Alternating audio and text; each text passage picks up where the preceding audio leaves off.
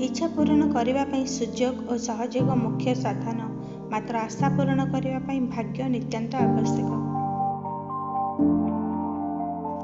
जेतेबेले अधिक हसुवा और कहूवा व्यक्ति जदि चुप हो जाए तो बुझी नेबे से मनीष भितर भांगी जाइछि।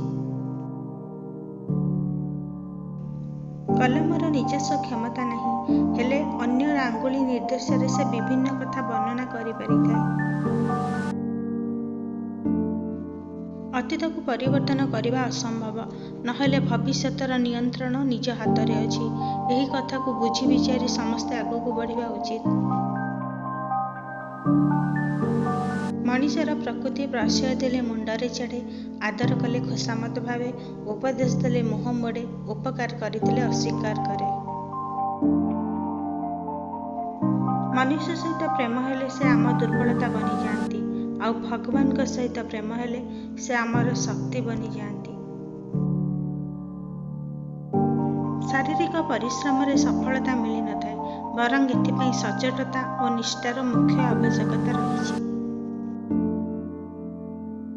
आपण को बहुमूल्य समय पे आपण को अनेक अनेक धन्यवाद।